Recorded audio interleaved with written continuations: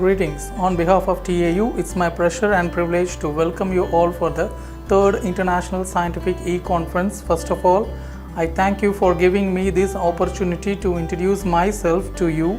My name is Rakesh. I am a member of TAU International Scientific E-Conference. I earned a master degree in Computer Science and Engineering at St. Peter's University, Tamil Nadu, an MPhil degree in Computer Science and Engineering at MS University, Tamil Nadu, and an MBA degree in Human Resource at MS University, Tamil Nadu.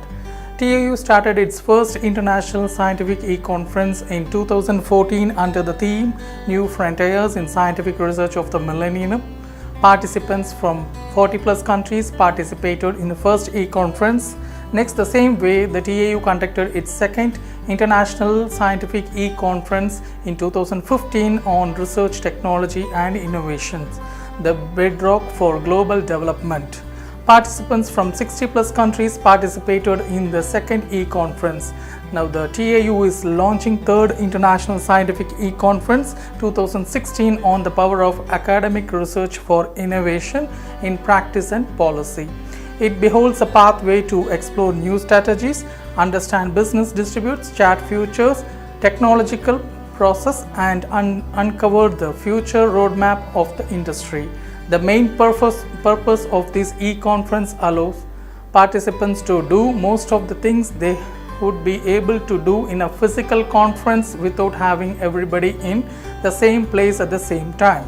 Such activities include sharing own research experience, listening to presentations and participating in discussion. It will provide an outstanding international forum for sharing knowledge and result in all research fields. It provides quality key experts who provide an opportunity in bringing up innovative ideas.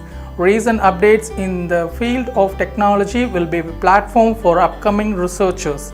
The conference will be complete, conscious, clear and cohesive in terms of research related to research carried out in institutional and industrial fields. I would like to thank the e-conference manager and his team for giving me this opportunity to hear and share a research-oriented topic for computer science. Computer science is a study of theory, experimentation and engineering that forms the basis of the design and the use of computers. It is a scientific and practical approach to computation and its applications and systematic study of the feasibility, structure, expression and mechanism of the methodological procedures that underlie the acquisition, representation, processing, storage, communication and access to information. An alternate, more succinct definition of computer science is a study of automating algorithmic process that scale. A computer scientist specializes in the theory of computation and the design of computational systems. Mobile and pervasive computing, it's a subtopic in the research of computer science. Let us discuss about that. The mobile and pervasive devices are everywhere around us, and I do mean everywhere. Anyone trying to avoid the contact with them these days would need to go to great lengths to succeed. Portable devices and computers are present everywhere, sometimes hidden so well that we don't even realize they are pervasive computing and devices. Just think about some of the ubiquitous computing applications you may be in contact with every day. Example, air conditioner, automatically adapting room temperature, embedded system for cars or airplanes, automatic doors. Yes, they don't always have a screen or input-output devices, yet they can still have processors, memories, network connectivity. In fact, there are over 9 billion embedded processors around the world working today. That is more than one per each human being. Just ask yourself how many computers can possibly be embedded into a modern car.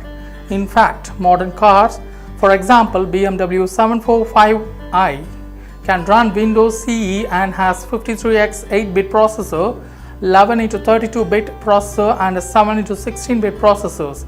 It also fully equipped with networking capabilities.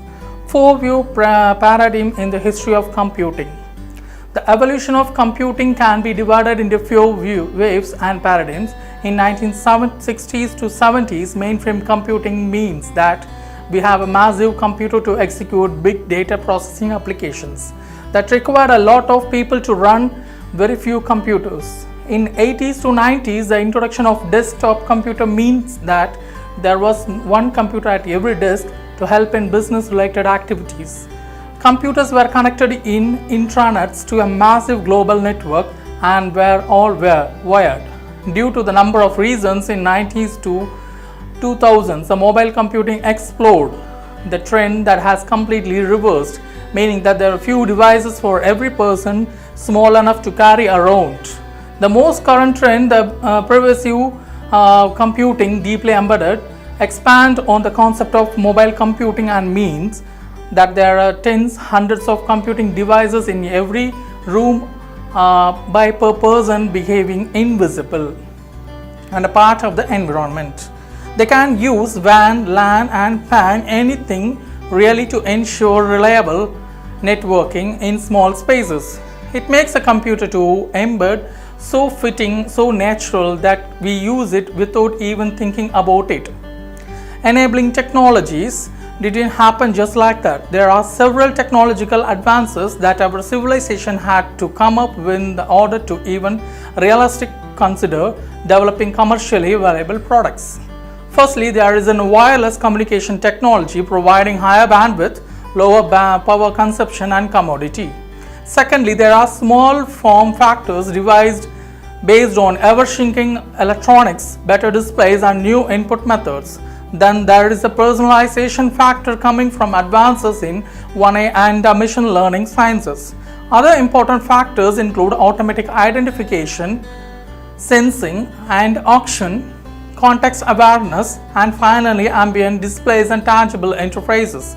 All those factors enable the humankind to come up with some of the greatest inventions, were not only gadgets but also medical breakouts and some very useful applications. There are now fully functional computers of the size of coin which can transmit data in and out. There are special plasters for diabetics which automatically access and release insulin to the body. There are RFID tags smaller than a pinhead and biotags which can be easily injected under the skin. Security, privacy and trust in ubiquitous computing. Technologically, people are now capable to building a global identification system which can be embedded in every CCTV camera in the world, which will include all information about everyone. Example, purchase trends and histories, health predictions, habits, etc. Practically, however, technological advances are being halted by many privacy issues. Yes, if anyone thinks their privacy is not shared anywhere, is totally mistaken. But where are the boundaries? How far can we push personal trust for peoples we have never even met? These are probably the biggest issue in privacy technologies and computing faces these days. For once, the problem is not the lack of knowledge, but how we apply it to every single different person.